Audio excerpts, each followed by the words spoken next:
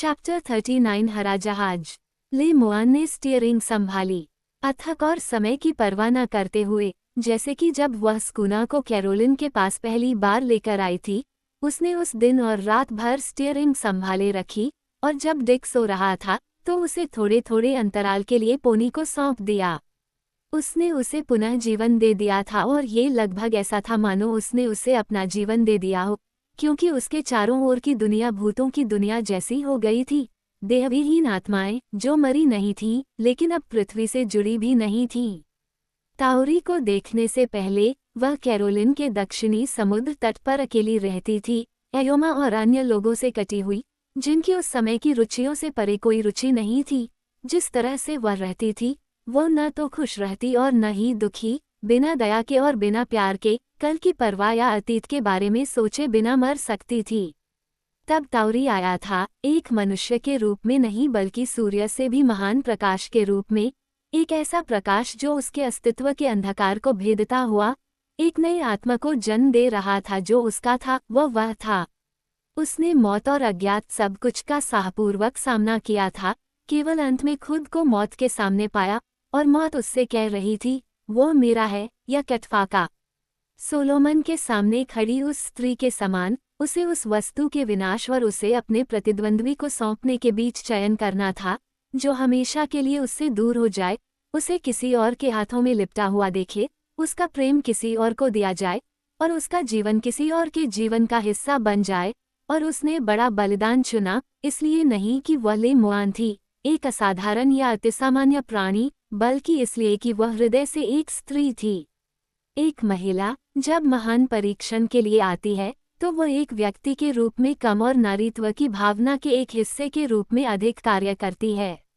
युगों से अपरिवर्तित और अपरिवर्तनीय भावना, आत्मा अक्सर शरीर की तुच्छता से छिपी रहती है, शायद ही कभी वीरतापूर्ण परीक्षण के लिए रखी जाती है, इसके उत्तर में पूरी तरह से निश्चित होती है। क्योंकि जब एक महिला वास्तव में प्यार करती है तो वह माँ बन जाती है, भले ही वो कभी गर्भधारण न कर सके या बच्चा पैदा न कर सके। एयोमा, जो पूरी रात डेक पर पेट के बल सोया था, स्टारफिश की तरह फैल गया, सूर्योदय होते ही जाग उठा। पोनी गाड़ी चला रही थी, ले मुआन नीचे चला गया था। अब केबिन में उसके लिए कोई डर नहीं था, और उसने पोनी से कहा था, जैसे ही सूरज उग रहा था और उत्तर की ओर पश्चिम की ओर इशारा कर रहा था, तुम्हें वहां लैगून की रोशनी दिखाई देगी। डिक अभी भी नाव के पास सो रहा था, ताहुको और तिराई निगरानी कर रहे थे। उस नीले और एकाकी समुद्र पर सूर्योदय की सुंदरता शब्दों या ब्रश से परे एयोमा द्वारा अदृश्य थी। ये वहां होगा, पोनी ने आगे की ओर इशारा करते हुए कहा। यह अभी तक दिखाई नहीं दे रहा है। एयोमा आगे बढ़ा और उत्तर पश्चिम की ओर देखते हुए खड़ा हो गया। नहीं, यह अभी तक दिखाई नहीं दिया और न ही तब तक दिखाई देगा जब तक सूरज क्षितिज से अपने व्यास से दोगुना ऊपर न हो जाए। एयोमा, धनुष के पानी को चीरते हुए और सिर के पालों से निकलने वाले ड्राफ्ट से पंखा झलते हुए, आकाश को छूते हुए, अपनी नज़र समुद्र के उस पार और उनके रास्ते में किसी चीज पर पड़ी।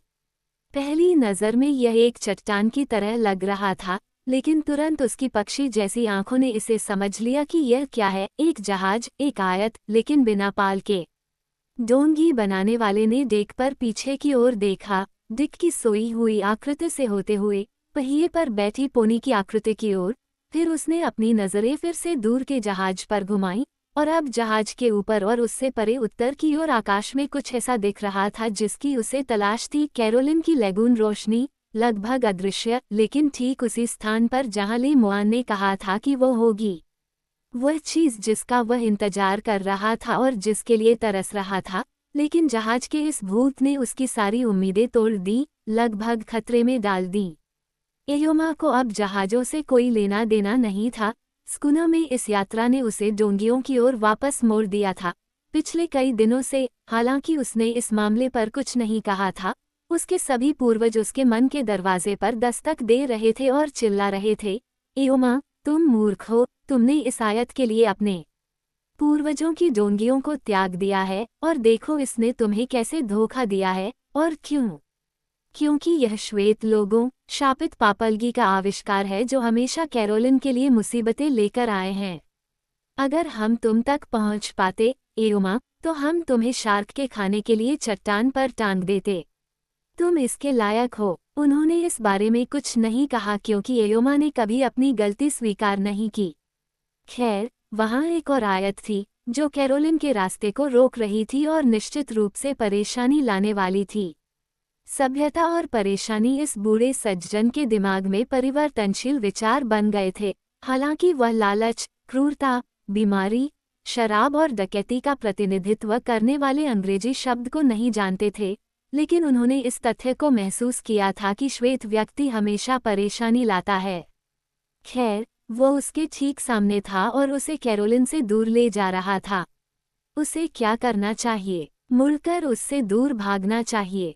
ओह नहीं, एयोमा, जिसने बड़ी किरणों से लड़ाई की थी और जो कभी भी एक कांगर से जूझने से ज्यादा खुश नहीं था, वह व्यक्ति नहीं था जो खतरे या धमकी से मुंह मोड़ ले, खासकर अब जब कैरोलिन उसके सामने हो। ये चीज उसके रास्ते में सीधे खड़ी थी, मानो उसे चुनौती दे रही हो, और उसने चुनौती स्वीकार कर ली। उनके पास बोलने की छड़ें थीं, ले मुआन को छोड़कर वे 8 थे और यदि लड़ाई की नौबत आई तो वह तैयार था। डिक को जगाए बिना उसने नीचे से साथियों को बुलाया, जहाज की ओर इशारा किया और फिर खड़ा होकर उसे बढ़ता हुआ देखने लगा। अब वो पानी पर खड़ी थी और साफ साफ दिखाई दे रही थी, एक गाड़ी जिसमें कैनवास रखा हुआ था, जैसे कि किसी झटके की तैयारी में हो। अगर कोई कैनवास रखा भी था तो वह हवा से उड़ गया होगा, क्योंकि वह अपनी लकड़ियों के अलावा कुछ भी नहीं दिखा रही थी, जो धीरे धीरे लहरों की ओर लुढ़क रही थी। ताहुकू, जिसके पास शिकारी गूल की प्रवृत्ति और बाज की नज़र थी, अचानक हंस पड़ा। वह खाली है, ताहुकू ने कहा, उस पर कोई आदमी नहीं है। यह एक मरा हुआ कछुआ है। एयोमा, तुमने हमें भाला मारने के लिए बुलाया है। एयोमा को भी यही सच्चाई समझ में आई और उसने दौड़कर डिक को जगाया, जो जागते ही अपने पैरों पर खड़ा हो गया। उसे नींद और उम्मीद की किरणें मिल गई थीं, एक ऐसा प्राणी जो फिर से जन्मा था, और जब वह दूसरों के साथ खड़ा था तो उसने जहाज पर ध्यान ही नहीं दिया। उसकी आंखें कैरोलिन की रोशनी पर टिकी हुई थीं। पहिए पर बैठी पोनी ने ले मुआन को पुकारा और वह नीचे से आकर खड़ी हो गई, जबकि ब्राइग, जो अब उनके करीब थी, सुबह की जलती हुई रोशनी में अपनी नग्नता और वीरानी दिखा रही थी। पुराने जमाने की, आज के समय के हिसाब से भी ऊंची कमर वाली, भारी कवच वाली और ऊपर की ओर उभरी हुई धनुषाकार नाव, एक भयावह फीके हरे रंग की उसकी पतवार, लहरों की ओर थकी हुई हरकत के साथ लुढ़क रही थी, जिससे कभी उसकी म्यान में उगे हुए तांबे के आवरण का पता चल रहा था, तो कभी सुनसान डेक की झलक। डेविड्स पर कोई नाव नहीं थी और जैसे ही धारा ने अपनी स्थिति बदली, उसे एक हल्की सी पिच दी, हवा के खिलाफ एक हल्की सी आवाज आई, उसके डेक हाउस के दरवाजे की ताली। एयोमा मुड़ा, पीछे की ओर भागा और पोनी के पास खड़ा होकर उसे दिशा निर्देश देने लगा। अपने पूर्वजों और पापलगी के प्रति अपनी घृणा के कारण प्रेरित होकर डोंगी बनाने वाले ने अपने सक्रिय मस्तिष्क से एक विचार विकसित किया था, और डिक, जिसने अपनी आंखों को ब्राइग से कैरोलिन के दूर दूर तक फैले प्रकाश में भटकने दिया था, ने अचानक कैनवास की धड़कन सुनी जब स्टीयरमैन ने स्कूनर को हवा में ऊपर लाया। एयोमा आयत पर चढ़ने जा रहा था। वह ताहुकू और अन्य लोगों को दिशा निर्देश दे रहा था। वे झरने की ओर भागे, नाव को नीचे उतारा गया और एक पल में वह दूर चला गया, एक लड़के की तरह चिल्लाते हुए। जब वे चौड़ी चैनल प्लेटों पर चढ़े तो एक बंदर की तरह रेंगते हुए वह डेक पर पहुंचा और अपने चारों ओर देखने लगा। हाँ, वो एक जगह थी। पक्षियों द्वारा साफ किए गए मृत लोगों की हड्डियां यहाँ वहाँ बिखरी हुई थीं, और संगमरमर की तरह चमकीली खोपड़ी पतवार की पिच, ढीली पतवार की जंजीर की क्लिक और डेक हाउस के दरवाजे की ताली के साथ तख्ते पर लुढ़कती और घूमती हुई दिखाई दे रही थी। वह अपने साथ स्कूनर के डेक से अपनी आग जलाने वाली छड़ी और उसका छोटा सा धनुष लेकर आया था। वे उसे देखते रहे जब वह खड़ा होकर अपने चारों ओर देख रहा था। फिर मुड़कर वह डेक हाउस में घुस गया। वह वहां काफी देर तक रहा, शायद 10 मिनट, और जब वह बाहर आया तो धुएं का एक गुबार उसके पीछे पीछे आया। दरवाज़ा खुला रखते हुए उसने अंदर देखा, जब तक कि चिंगारियां उगलते धुएं का एक और गुबार उसके चेहरे पर नहीं आ गया। फिर डेक पर थोड़ा नाचने और खोपड़ी को स्टारबोर्ड स्कूपर में लात मारने के बाद वह नाव में उतर गया और गाते हुए स्कूना में वापस आ गया। नाव को अंदर लाया गया, स्कूना को अपने मार्ग पर ले जाया गया और धुआं उगलता हुआ जहाज पीछे की ओर बहुत दूर गिरा दिया गया। लेकिन एयोमा, जो अभी भी अपने काम और जीत से उत्साहित था, ने किसी बात पर ध्यान नहीं दिया। वह सैलून की रोशनदान की छत पर बैठकर गाना गा रहा था। उसने मरे हुए लोगों की हड्डियों और उस खोपड़ी के बारे में गाया जिसे उसने लात मारी थी, और उस आयत के बारे में जिसे उसने निकाल दिया था, और उस शापित पापलगी के बारे में जिसका काम उसने नष्ट कर दिया था। फिर एक बड़ी चीख के साथ वह सिकुड़ कर सो गया, ये सोचकर कि पापलगी अभी भी अपना बदला ले सकते हैं। और डिक, जिसके लिए एयोमा और जहाज का पीछे का भाग जो सूरज की रोशनी में बुरी तरह से जल रहा था, कुछ भी नहीं था, धनुष से आकाश में कैरोलिन के लगातार बढ़ते प्रकाश स्तंभ को देख रहा था। वहां कटफा था। उसकी आत्मा एक पक्षी की तरह स्कूनर के आगे उड़ी, पीछे उड़ी और फिर हवा को बुलाते हुए आगे उड़ी, और हवा निकट आते हुए इतनी तेज हो गई कि दोपहर के कुछ समय बाद दक्षिणी समुद्र तट के दूर स्थित वृक्षों की चोटियां दिखाई देने लगीं, और अब दूर से विशाल अटॉल का गीत धुंधला और सुनाई देने लगा। पक्षी उनसे मिलने के लिए उड़े और पक्षी उन्हें पार करते हुए भूमि की ओर उड़े, और जैसे ही सूर्य पानी की ओर नीचे की ओर चढ़ने लगा, बंदरगाह के आगे की ओर दरार दिखाई देने लगी, और ले मुआन ने तहुकु को, जो कि पहिया चला रहा था, एक और धकेलते हुए उन्हें अपने साथ लेने के लिए तैयार हो गया। क्योंकि केवल ले मुआन को ही इस विराम के खतरे का पता था, जब ज्वार कम हो रहा था, जैसा कि अब है। पानी उनके खिलाफ था। ऐसा लग रहा था कि यह दिक को उससे अलग करने का भाग्य का आखिरी कमजोर प्रयास था जिसे वह प्यार करता था। विशाल लैगून नदी की तरह बह रहा था। यह अपने पूरे उफान से गुजर चुका था, लेकिन अगर पतवार चलाने वाला उन्हें कोरल पर नहीं ले जाता तो ये भंवर काफी था। अब वे इसकी चपेट में थे। स्कूना बेचैन घोड़े की तरह उछल रहा था, कभी स्थिर, कभी मुड़ने और फिर से समुद्र में भागने की उन्मत्त कोशिश कर रहा था। धनुष में एयोमा दिशा निर्देश दे रहा था। ले मुआन ने उसे कम ध्यान दिया जितना उसने सीगल के रोने पर ध्यान दिया था।